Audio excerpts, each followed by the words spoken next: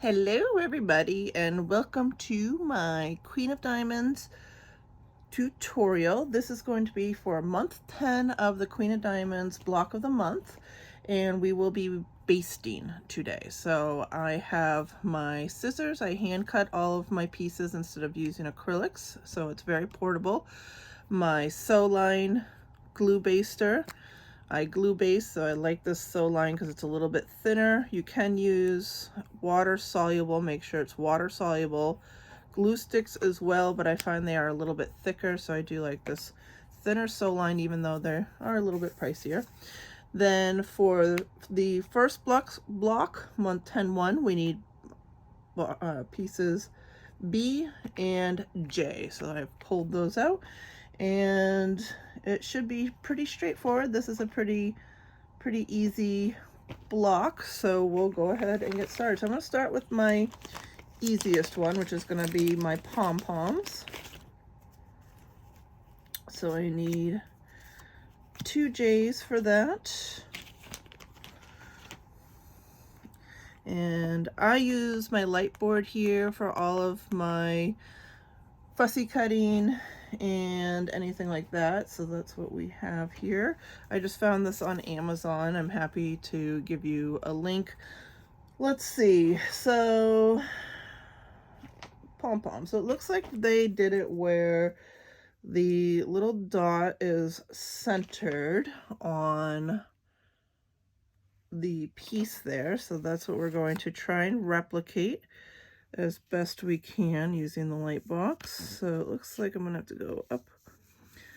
So it looks like I'm gonna get more of each of the, it looks like I'm gonna get a little bit more of each dot in here when I do it. Remember, the pattern was done before the fabrics were actually printed, so it's not always exactly to scale. So you just want to bear that in mind. You're still going to have a beautiful quilt either way.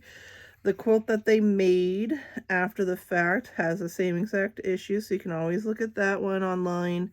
I think there's a small version of it on the pattern to get an idea of what they did after the fact. But either way, you know, close enough is close enough. So we do have a little bit on the edges and a little more on the top and bottom than in the pattern, but that's totally not a big deal at all. So we're just going to glue both of these down. Nice and easy. And does that leave me?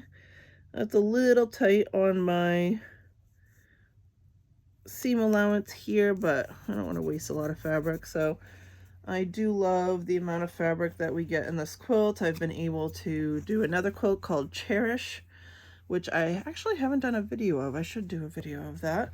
And also just have tons of fabric left over for probably even a third quilt. So we're just going to rough cut these out real quick. And I will save as much fabric as I can. I am also working on a 1/4" hex C quilt. I do have a video up about that one. And those are teeny tiny hexes that I can use all of these extra scraps that are really too small for anything else on. So that's what I've been doing. So like this piece in the corner, I will save for that 1/4" hex C project. And remember, these are just your seam allowances. I do try to make them somewhat pretty, but they really don't have to be perfection. You can clean it up after as well. So we will, what I like to do when I am basting a project is baste it once I have everything cut out, because I do try to make the ears make sense which way they're going to go so that things don't run into each other, especially when you have things like these stars and whatever. You just want to make sure those ears swirl so you get a nice swirl in the middle and don't end up with a lot of bulk. So I cut these out, but I'm just going to set them aside for right now, and I will baste them, finish trimming them and baste them after I do everything else. So that one was easy, so that's checked off the list. So then the next ones are the stripes I'm going to go to, because my giraffes are going to be a little bit harder only because I have to try to figure out how I'm going to fit them in, because we do still have that same issue as before where the giraffes are going to be bigger than they look in the pattern. So we have to try to figure out how we want to fit them in to the shape. So we will work on the stripes next. So I need 6 pieces, 3 for each color stripe.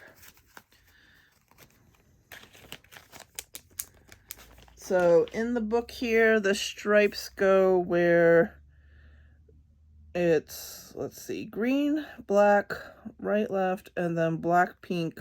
So kind of the green and the pink are matching up, I guess, on some of those edges. So if I want to do it exactly like the book, then what we need, so remember I do these from the back. So what that means is I have to do, actually, I guess it doesn't matter. It's going to be symmetrical, so it's just going to depend on how I do my ears. This is exactly why I do my ears after.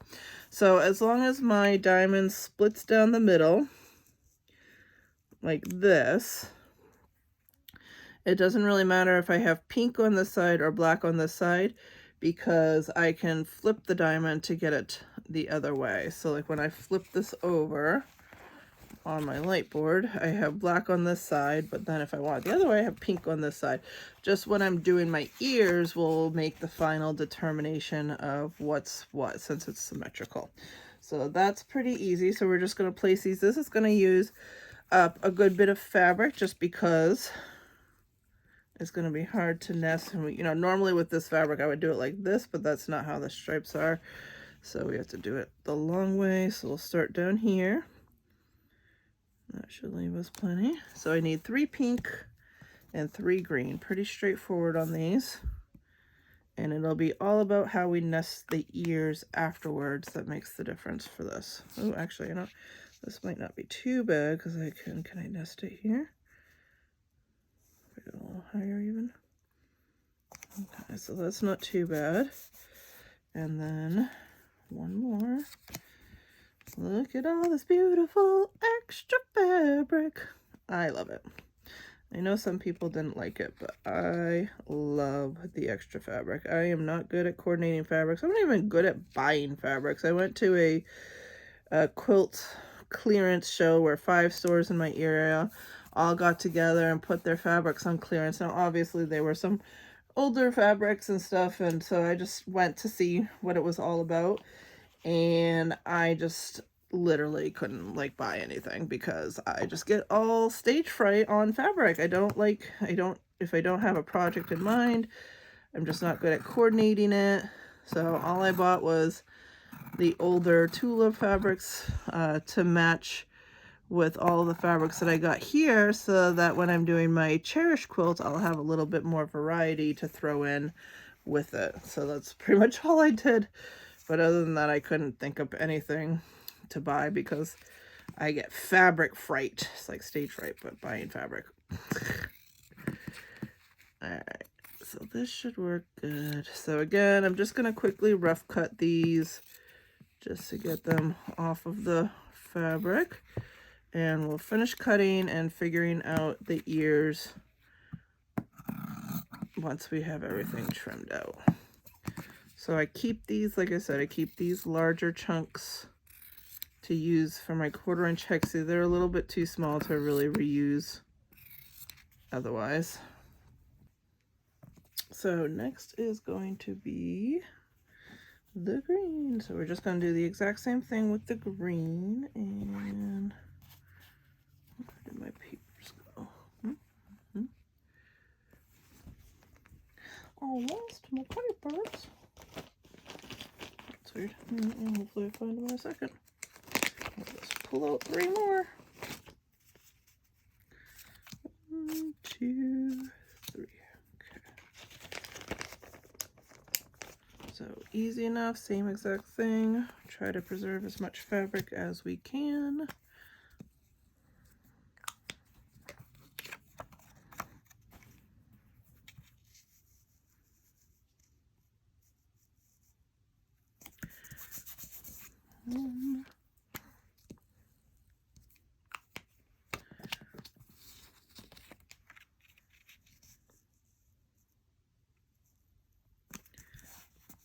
you.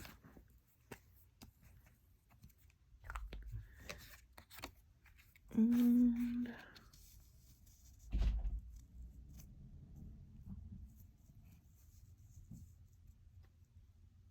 3. Okay, so we'll just get those cut out now.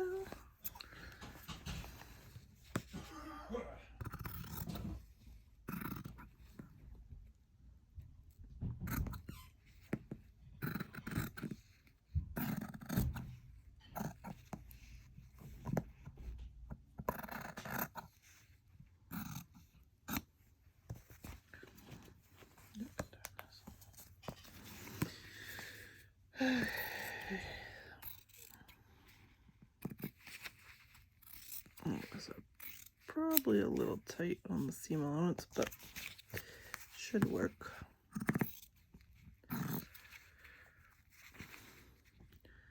So I'm just doing my rough cut right now. But another thing to bear in mind is when you have really pointy tips like this that are going to cause ears, we usually flatten them off like that. So if you notice on the acrylic template, they all have a flat edge. That just makes it so you don't have as much bulk in those ears.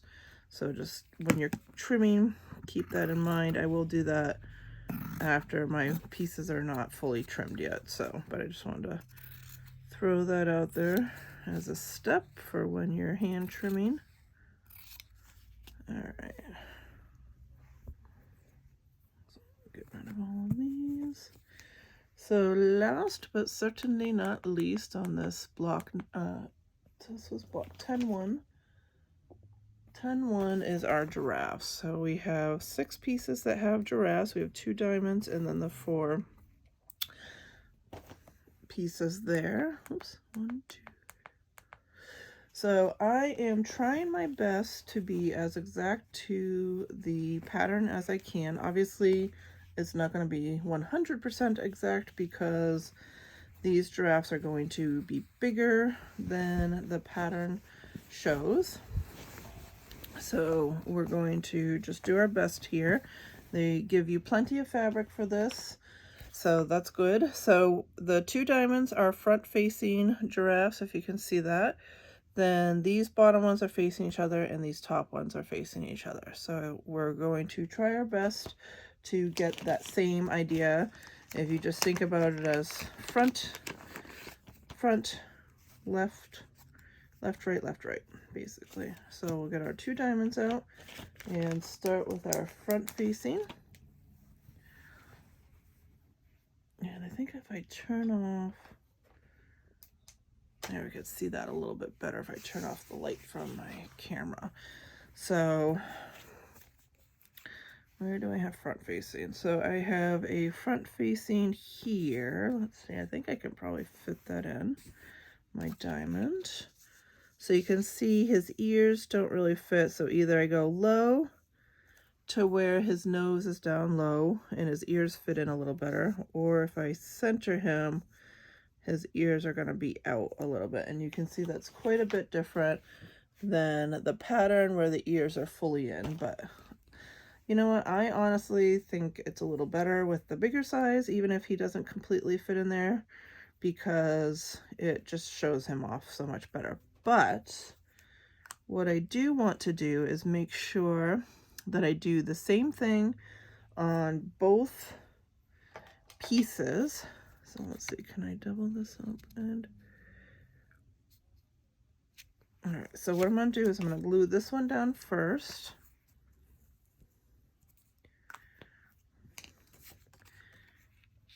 And I liked it where it was touching the bottom of his ears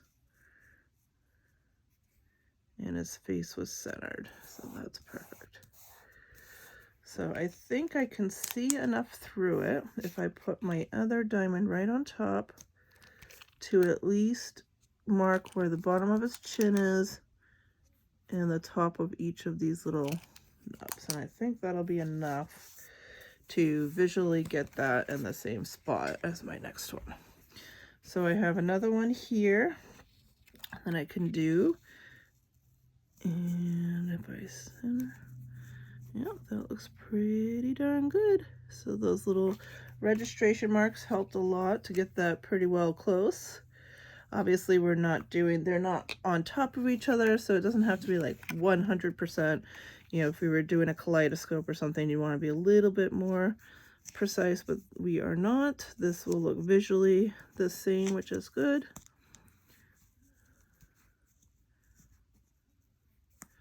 So press that down. All right.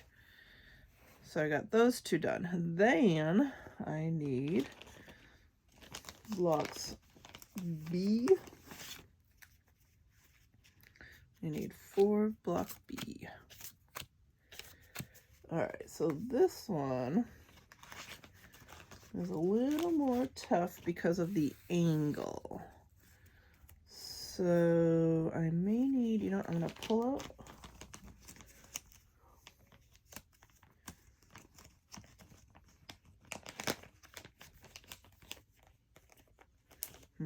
This one is a little tougher. Because, so basically you have 2 fabrics that are going like this, but you want the angle to be correct. Basically should be this angle. And again, you're probably not gonna fit. Ooh, this one really is gonna have some trouble fitting in there. I go a little bit lower maybe. Right on his neck.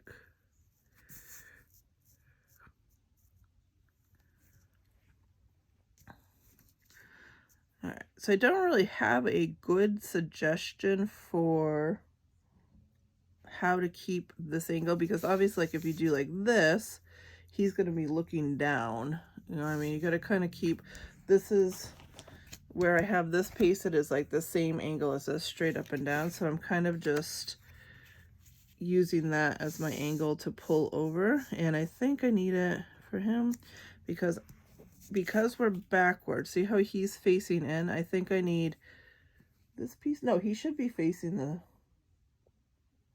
how will this work? Let me see. Let me flip it over to the right side. This is a little confusing. So if I have what I was trying to do, oh yeah, so that will work. Okay. So basically I want his snoot to hit the short end and his neck to come up as far as I can. So maybe if I do this, where his ears are cut off a little, I think that'll be good. And I'll try to do some registration marks again to match the other side. Okay, so that works. So I'm just going to try and keep this angle here. So let's go ahead and get some glue on here. So a lot of this is really just eyeballing, to be honest. It's a little trial and error and seeing how it works out. All right, so I think that is right. We'll cross our fingers. If it's wrong, then they might be looking to the outside of the quilt. Right. I don't know. I feel like it's going to be backwards because it's right here. Oh. All right.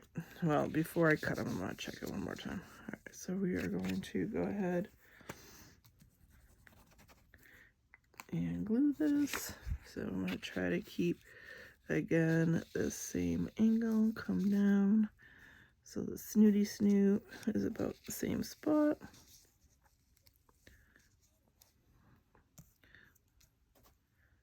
I'd say that's pretty darn close.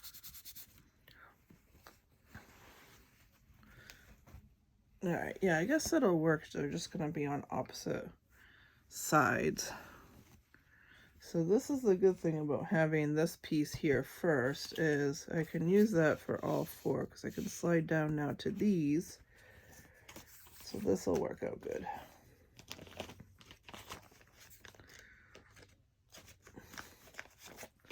So we're essentially going to do the same thing. Hopefully hopefully this works out. Sometimes it's a wing and a prayer when we're doing these.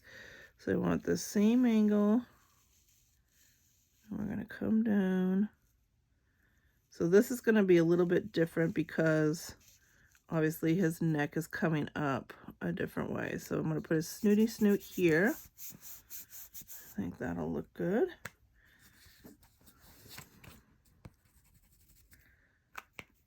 And then again, we'll try to pull down the same angle and try to match it pretty close just by eyeballing to the other side. So we got a little bit of his ear out, so we're doing the same.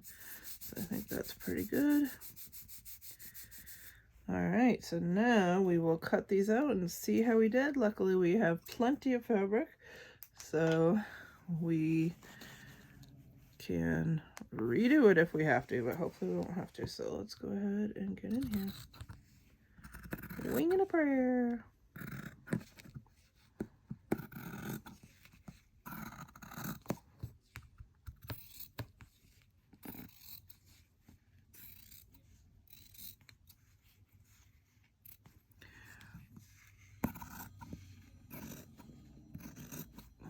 All right, one down.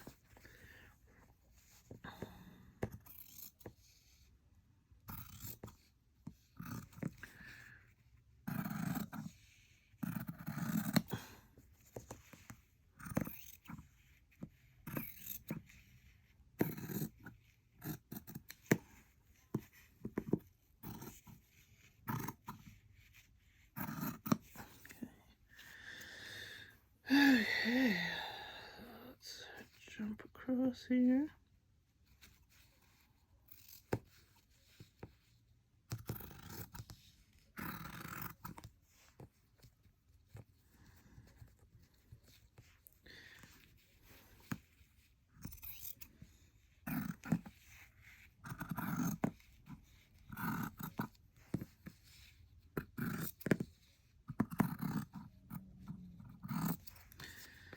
Done.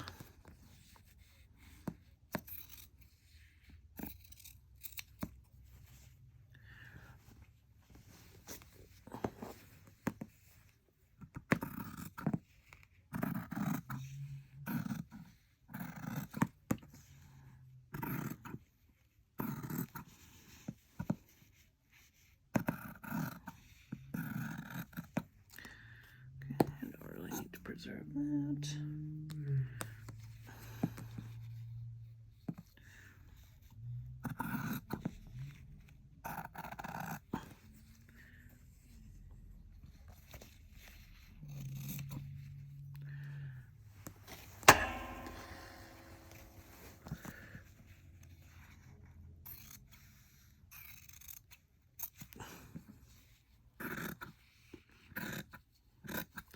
Try to keep our Swiss cheese fabric in place.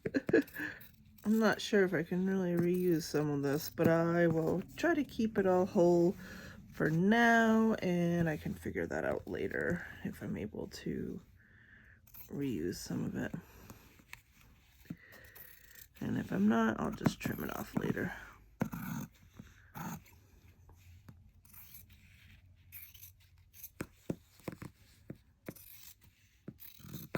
So now I can't really use that piece. So I'll take that one off.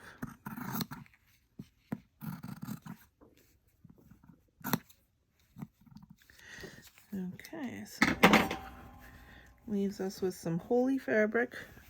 So I will go ahead and get this folded up, and then we'll show you how all the pieces fit together, trim them up better, and show you how we're going to baste them.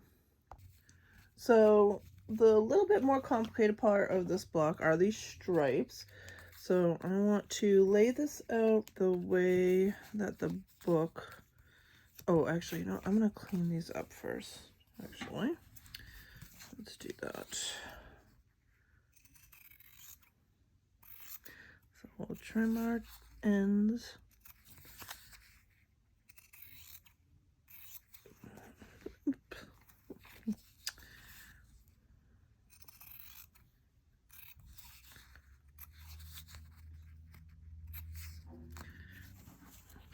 Good. I know a lot of people avoid these tent stripes because the paint does sit on top of the fabric, so where the color is, that's actually paint on top of the fabric, so it does make it a little bit harder to sew through. I have found just taking tiny bites, just like you would any other time, really isn't too bad to work with these. So you're just gonna go slow, take tiny bites. I don't use a thimble, but if you want to use a thimble to help you pull it through, that'll help as well. But I do like the look of them. It's a nice vibrant color, so I hate to leave them out completely. I did leave a couple out in some of my earlier vlogs just because I felt like they were a little overwhelming to the quilt personally, but mostly I have left them the same as the book. All right, so we are going to put these in order the same way the book has them, with the stripes going the same. So you can see our pink and green match up here. Then they have this black and black, and then it should go pink and green here. Then black and black. So the big thing about which way these are going to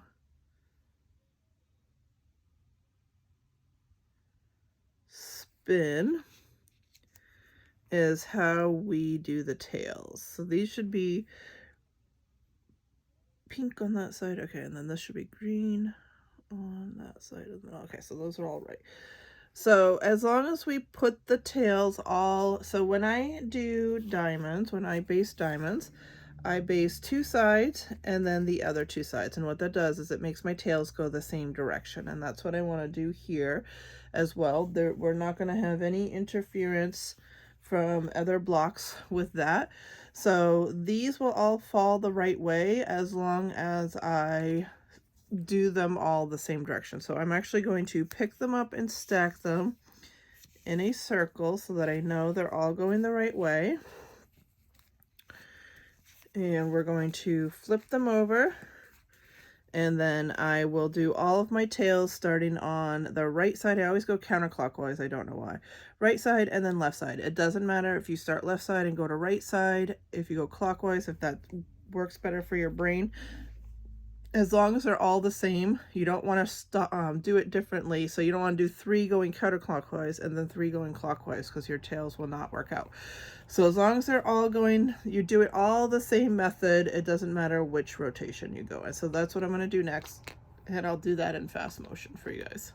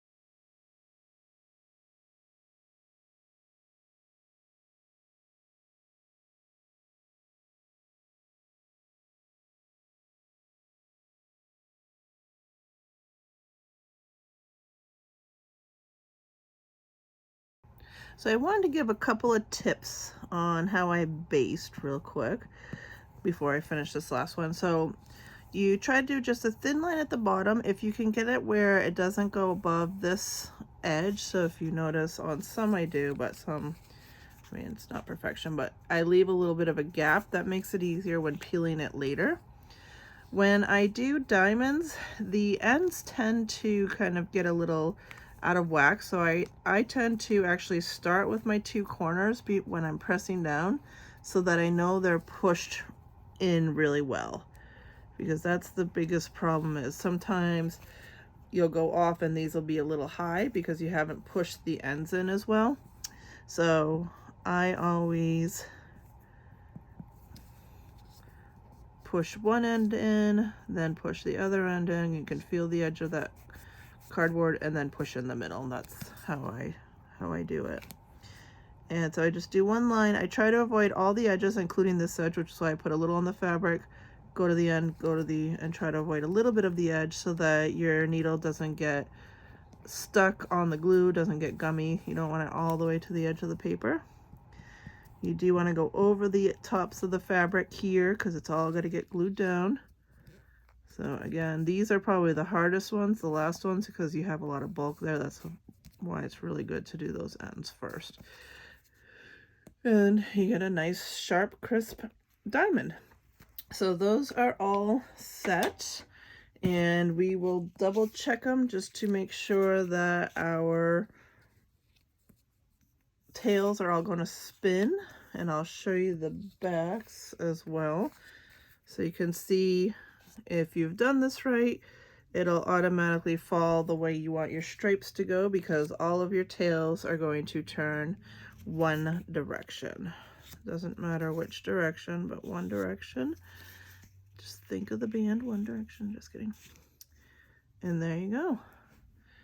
Beautiful. And let's see if I can flip this over without, let's see if I can get on my hand for you. It all fell apart. Did I really think that was going to stay together? No. All right, but I will show you how the tails should spin on the back so you can kind of see. So they all just tuck into each other. You can see a nice spinny tail.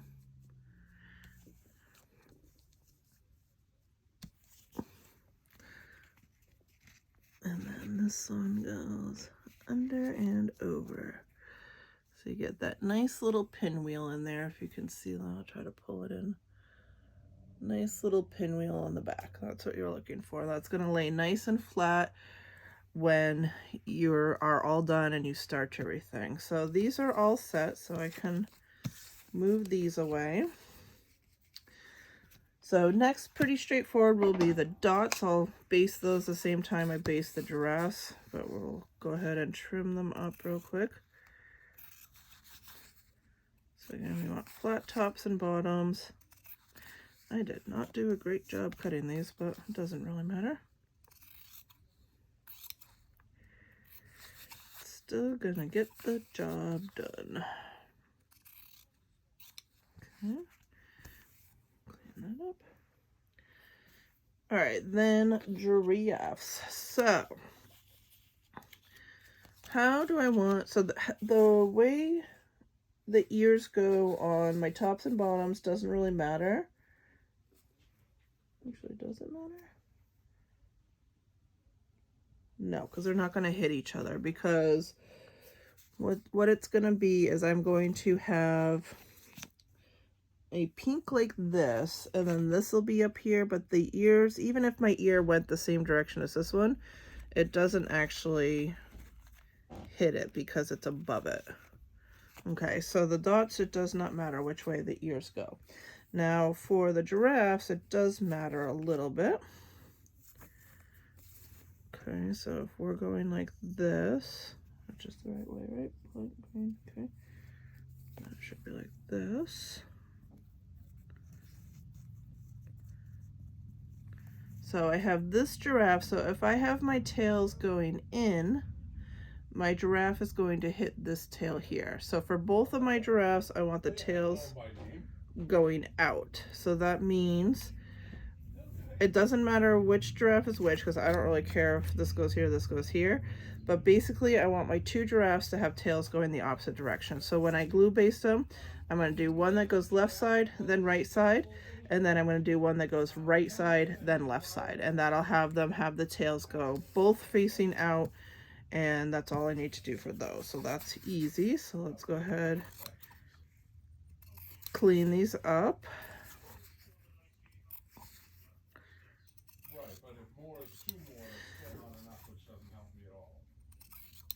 Okay, these are already pretty well done. Just need to clip the tops and bottoms. Okay, so if that makes sense, so for those giraffes, I want the tails going both the same direction on the diamond itself, but opposite directions for the two diamonds. So I'm going to do my regular here and then the opposite on this one. Okay, so that's pretty straightforward.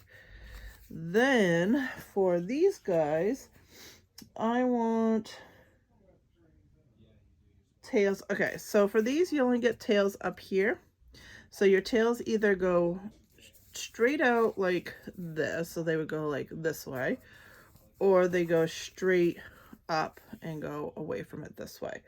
So I want my tails to go straight up because that means they'll go into this border and they're not going to interfere with any other tails. I don't have to worry about what's going what way. So what that means in order to get that is I have to start with my long end and then end with my short sides, and that will make my tail go into the border. And I'm going to do that for all 4 pieces. And you want to still clip these sharp angles. So I'm going to clean up all of my giraffes, and hopefully they were cut right. I didn't actually test them, but either way they're already cut, so I'm going to glue them and then test them, because either I have to recut them or I don't. But I'm certainly not going to be saving any fabric by not trying it anyways. So I did get my seam allowance a little close there, but it should still work. It still has plenty of space. I don't want to move it because that means I'll move my giraffe, so we're just going to leave it. So again, for these, we're going to start with the long end, then do the short end, and then the 2 sides, and that'll make my tails go into the border. So I'm going to go ahead and baste these and show you what it looks like when we're done.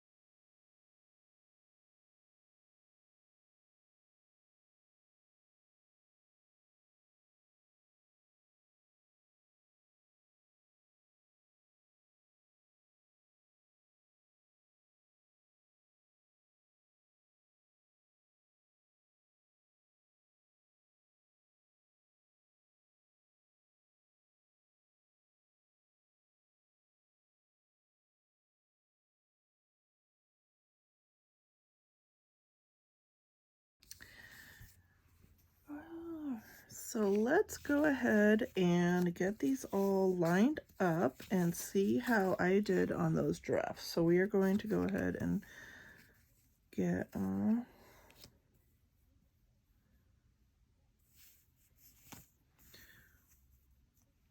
diamonds put together first. Actually, you know what? I'm going to do this off of my light board. I don't need that anymore. Ooh, I've made that all dirty. Don't mind that, it's all fur from the fabric. Okay, so